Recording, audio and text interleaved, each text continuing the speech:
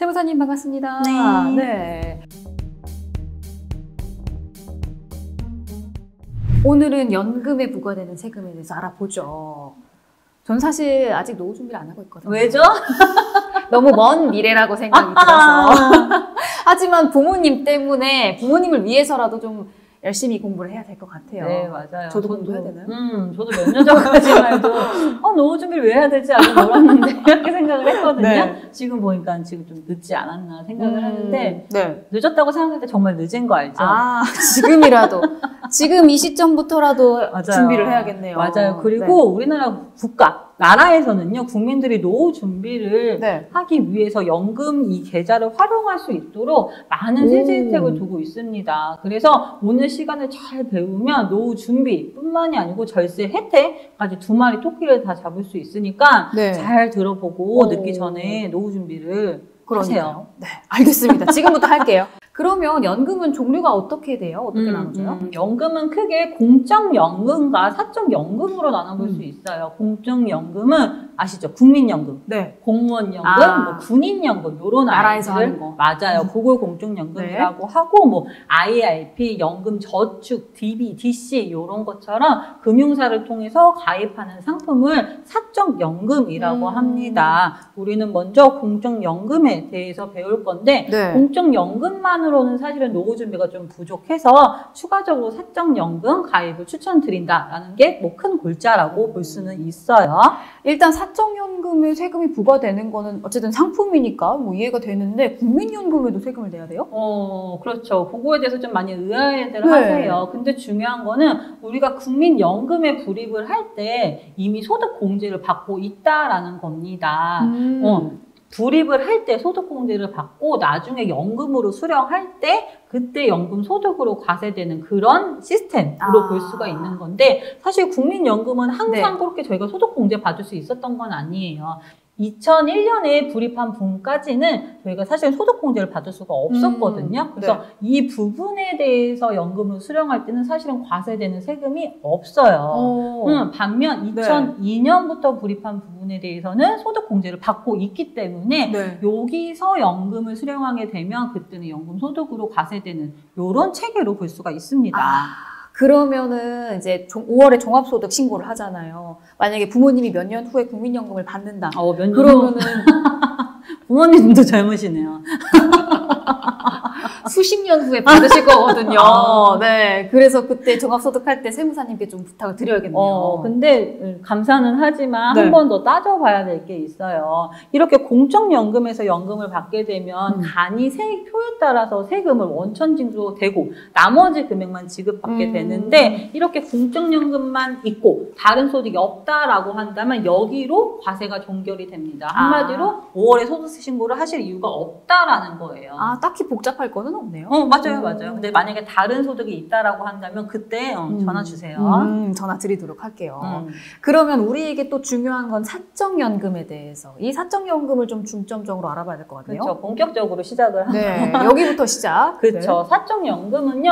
연금저축 그리고 퇴직연금을 합쳐서 저희가 연금계좌라고 부르고 있는데 이 부분에 대해서 좀 중점적으로 살펴보겠습니다. 살펴볼 때 순서가 있어요. 연금계좌에 불입할 때는 세액공제, 즉 세제 혜택이 적용이 되고 여기서 연금으로 수령을 할 때 과세되는 부분이 있는데 우리는 먼저 불입할 때 세제 혜택 부분부터 살펴보도록 할게요. 연금에 불입되는 자금의 원천은 크게 두 가지로 나누어 볼 수 있습니다. 회사에서 퇴직금을 지급하는 그 원천과 가입자인 내가 추가로 불입한 그 원금 이렇게 두 가지로 나누어 볼 수 있거든요. 퇴직금 받으면 어떻게 해야 돼요? 이거는 받으면 받는 건데 세금은 어쨌든 내야겠죠. 그렇죠. 여기도? 맞아요. 퇴직소득세를 내게 됩니다. 퇴직금을 받으면 이때 원래는 퇴직소득세를 내야 하는데 만약에 이 퇴직금을 내가 다른 계좌로 받지 않고 연금 계좌로 받게 되면요. 퇴직소득세 과세 시기가 뒤로 밀린다고 볼 수 있어요. 퇴직을 했을 때가 아니고 나중에 연금으로 수령할 때 그때 퇴직소득세가 과세된다라고 보실 수 있으신 거죠. 아니 그러면은 되게 좋은 거 아닌가요? 그냥 세금 내지 않는 그거를 다 전체 퇴직금을 거기 계좌에다 넣고 그걸로 투자하면 돼요. 맞아요, 맞아요. 전체 금액이 전부 다 투자를 할 수 있는 그 재원이 되기 때문에 상당한 혜택이라고 생각을 합니다. 반면 내가 추가로 불입한 금액에 대해서 세제 혜택이 이루어지는 걸 보면요. 연금 저축에는 우선 내가 추가로 불입할 수 있는 금액이 연간 1,800만 원까지예요. 네. 이 1,800만 원에 대해서 모두 다 세액 공제가 이루어지는 것은 아니고 연간 최대 700만 원까지 세액 공제가 가능합니다. 연금 저축에 불입했을 때는 400만 원을 한도로 만약에 나의 총 급여가 1억 2천이 넘어가고 종합소득 금액이 1억 원이 넘어가는 경우에는 300만 원을 한도로 세액 공제를 받을 수 있어요. 반면 퇴직연금까지 활용을 한다면 연금 저축과 퇴직연금 이렇게 두 군데에 불입한 거를 합해서 700만 원까지 세액 공제가 가능해요.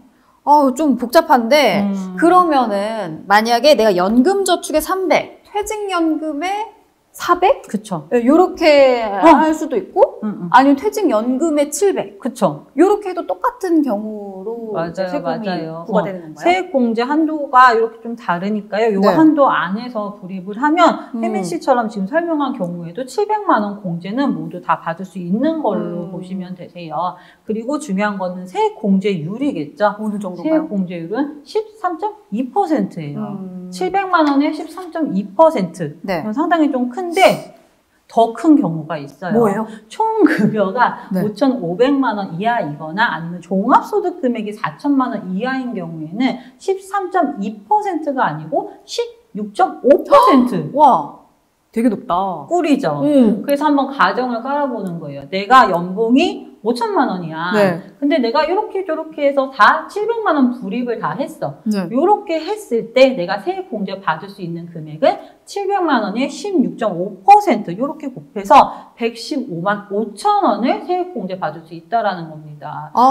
연말정산 시 환급을 받을 수 있다라는 거예요. 요 금액 안에 잘 들어오게 하는 게 중요하네요. 맞아요, 맞아요. 정말 근데 더 좋은 조건도 있습니다. 2020년부터 한시적으로 3년 동안만 적용이 되는 사항인데요. 50세 이상의 자로 총급여가 1억 2천, 종합소득금액 기준으로 1억 원 이하인 자라고 한다면 한도가 더 늘어난다고 볼 수 있어요. 어떻게 돼요? 연금 저축에서는 600만 원, 연금 저축과 퇴직연금 합산해서는 900만 원까지 세액 공제가 가능합니다. 그럼 원래는 700인데 200이 더 늘어나는 거네요? 600, 900 이렇게 200만 원 더 늘어난다라고 볼 수 있고 다만 이러한 내용은 금융소득 종합과세 대상자는 제외가 되니까 이분들은 제외하고 활용해 보시면 좋을 것 같아요. 그럼 몇 %로 세액 공제가 되는 거예요? 소득 금액에 따라서 좀 차이가 있어요. 총급여 5,500만 원 이하, 종합소득 금액 기준 4천만 원 이하라고 한다면 16.5%고 그거보다 소득이 많다라고 한다면 13.2% 소득 공제가 가능한데 계산을 해봐야 알아요. 또 그러니까 예시를 알려주시죠. 만약에 나 50세 이상의 자예요. 총급여 5천만 원입니다. 금융소득 종합과세 대상자는 아니라서 이런 혜택을 다 볼 수 있다라고 생각을 하고 900만 원 불입을 했다라고 한다면 900만 원 곱하기 16.5% 무려 148만 5천 원 150만 원 정도를 연말정산 때 이렇게 환급 가능하니까요. 반드시 활용해 보시면 좋겠어요. 우리 부모님이나 주변에 좀 알려야겠다. 맞아요. 근데 여하튼 그렇게 불입을 하실 때는요. 반드시 아까 저희 막 그 세액 공제 한도 같은 거 좀 많이 헷갈렸었잖아요. 그러니까 좀 꼼꼼하게 따져서 가입을 하셔야지만 실질적인 절세를 보실 수 있으실 것 같아요. 사례를 한번 볼게요. 사례는 4가지가 있습니다. 왼쪽에 있는 내용을 보면요.